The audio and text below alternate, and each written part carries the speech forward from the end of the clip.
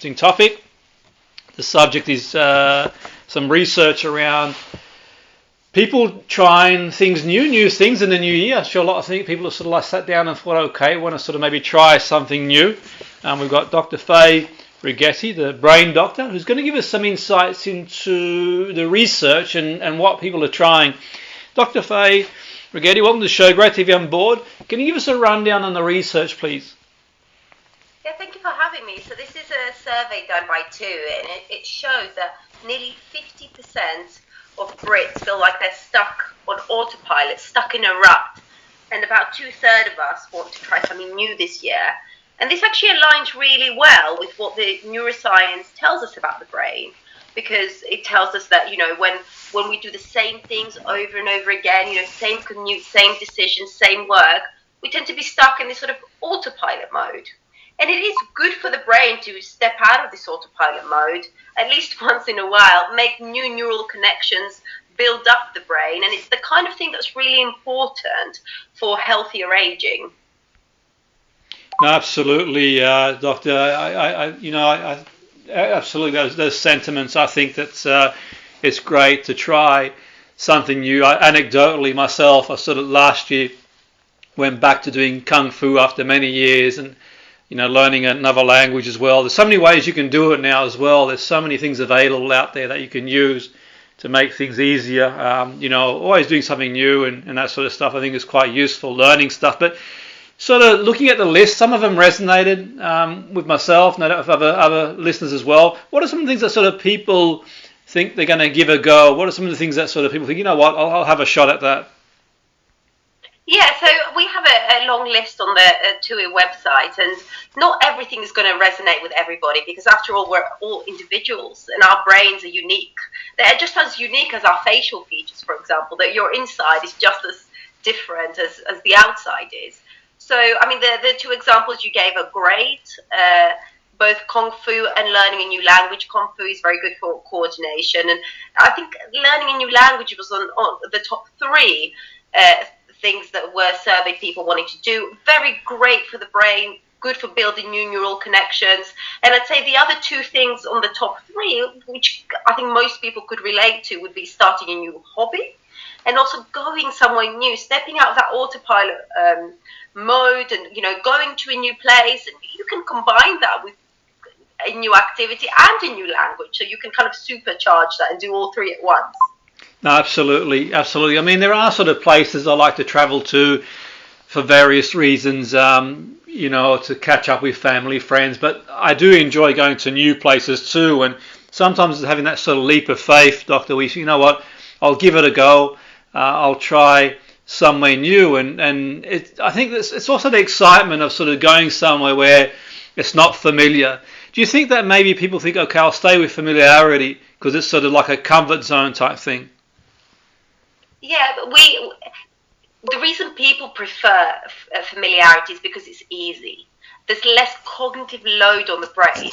It is quite efficient and easy to plan, and you know what to expect. But actually, we do need that challenge. We do need to step out of our comfort zone slightly and enter that growth zone where we get new experiences, meet people, experience new locations, and do activities that we've not tried before, because doing the same thing over and over again doesn't create that boost, that wake-up call for the brain that new experiences do. Absolutely. I think another good one for me, I would say, sort of going for like walks in different places. I mean, I have sort of a walk I do pretty much every day to get my steps in, but I try also to vary it and go somewhere new to look at some new scenery as well. What's your take on that? Because you get the fresh air as well, you get the sort of the fitness side of things too, as well, and just sort of getting out there, and people kind of listening in, thinking, okay, well, I may not sort of be able to sort of travel far afield, but even like not far away, you've got like country walks, different towns you can go to as well, just things that maybe are sort of closer to home that you can do as well as sort of going away. I absolutely love this example, and there's so many neuroscience benefits to it. For example, being outside in nature, we know that nature has a calming effect on a part of the brain called the amygdala that actually processes our emotions. and can help down-regulate stress. You being outside, what we call in the fresh air, actually, you can regulate what's called your circadian rhythm. This is your sleep-wake cycle, because we are actually meant to be outdoor beings, and we do, because of most of our jobs, we are stuck inside dimly lit brick caves for most of the time. So I think being outdoor is really great, being in nature. And then when you combine that with movement releases a very nourishing chemical for the brain. It's called BDNF, brain-derived neurotrophic factor. I don't expect the listeners to remember this, but what I want them to know is that there is a real biological effect that happens in the brain.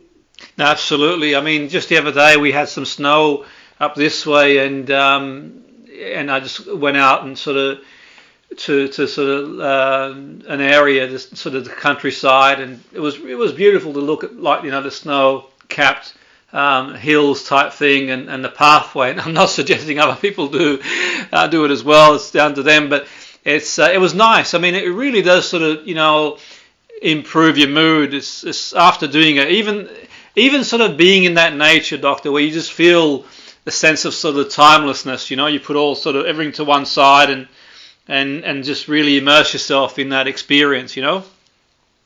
Yeah, and they've actually done brain scans before and after. People spend around 1 hour in nature, and they did see down regulation of that part of the brain that I talked about, the amygdala, that processes a lot of negative emotions and stress. So it does have what we call a neurobiological calming effect. So what you feel has a clinical correlate that we can see on brain scans.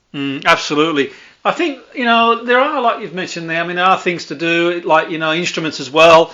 I started playing an instrument again this year too, funnily enough, drums as well. So you just, I suppose it's sort of keeping you active, isn't it? Sort of mentally as well, sort of sharp. But I think for me, one of the big ones is like an adventure's always nice too. And, if people have the time. And the thing is as well, like, one good thing about the UK for me is that you can sort of jump on a plane and you can get a good deal, and within 2 hours you're sort of somewhere completely different. I love the idea of being able to sort of book a flight somewhere to somewhere completely different and immerse in a different sort of completely different place, culture, food and other stuff as well. What's your sort of take on that? I mean, sometimes it's sort of, the familiarity, you think, should I, shouldn't I? But you sort of take that leap of faith and really enjoy it, No, I absolutely love it, and I am really big on that. I actually took my first 2-week holiday last year to Turkey with the family, and it's such a great way not only to get those neuroscience benefits, but actually to build what we call core memories. Because actually, when you look back through your life, it is actually a series of memories. And when you're stuck at home doing the same thing, doing the same work, watching TV, doing the same things, you don't build what we call episodic memories. And life can feel a bit like a blur. Whereas, with my holiday, I remember what I did with my kids. I tried archery, for the first time. I loved it. It makes time feel more concrete rather than, the months and weeks are just flying past you. Yeah, absolutely. I like that experience new things, and the sort of food and just a number of things, really, isn't it? I mean, I'm obviously football fan, big football fan. It's great sometimes to sort of go somewhere and sort of take in a match as well, and just the whole experience is incredible, really. To sort of like, I suppose what it does do as well, Doctor, is sort of keeps that sort of motivation. Sometimes, you get up and you sort of go to work and everything else, and I think it's quite useful. You might just have a scientific explanation around it, but having something to look forward to, things to look forward to, the activity schedule can be a big thing, Yeah, there is actually a real scientific explanation for that. So we have a chemical in the brain called dopamine, and most of the time in the press it's labeled as the pleasure molecule. But actually, it's the anticipation molecule. It gets released when you're looking forward to something. You may be celebrating your birthday, or, looking forward to Christmas, or looking forward to that holiday. That's when that chemical gets released. So what I say to people, really lean into the planning. Have a countdown to your next holiday. That's absolutely fine. And some people love that anticipation so much. They actually plan their next holiday whilst on on holiday, on their current holiday, so they have something to look forward to. It's so nice to have that feeling that, oh, I'm looking forward to this. Absolutely, I think so. I think that it's sort of, I actively schedule myself and sort of plan things that make sure during the week and throughout the year there are things that I'm doing that you kind of look forward to in a different way type thing. Obviously, we look forward to different things in different ways, but sort of having that sort of excitement, thinking, okay, well, I've got this on. And I'm doing this type thing, and because it's easy to get, I think it's easy, and I probably can't speak for everybody, but to get sort of stuck in that rut type thing, Doctor. We kind of sort of like let life pass us by, and it just ends up being work, home, and a bit of TV type thing, and sort of breaking that. Sort of like listening to you sort of there, and for a lot of people, it might be sort of just extending that comfort zone, not sort of doing anything too dramatic. But what's one thing, if anyone listening think, I want to try something, to sort of maybe break that cycle and break that rut. What's one step they can do if they're sort of considering to do something new that's not too much of a leap for them? Yeah, so first is decide what you want to do. So we have a list based on the TUI survey of everything that the people surveyed said they would like to do this year. So you can definitely get some inspiration there. That's available on tui.co.uk/holiday firsts. So pick your activity, plan small steps towards it, either on your daily or weekly routine or monthly routine, and then you can get some inspiration about what speaks to you, to your brain. Yeah, and absolutely. And it can be an activity, like you've said, like, doing things with family as well is always a good thing too, sort of including and having things for ourselves, but things family as well. And absolutely. And if anyone's sort of interested in the survey or knowing more about your work, Doctor, is there any way you can sort of signpost them to any website? Yes, absolutely. So the website, tui.co.uk/holiday firsts.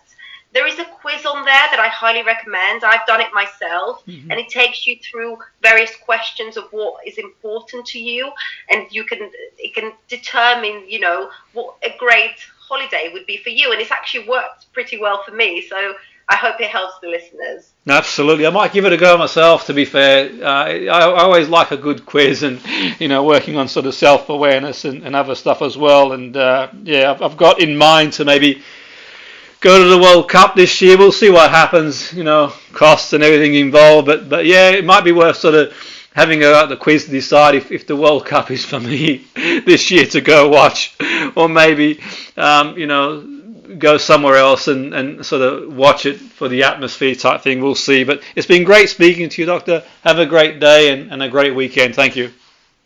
You too. Thank you for having me. Thank you. Cheers, Jimmy.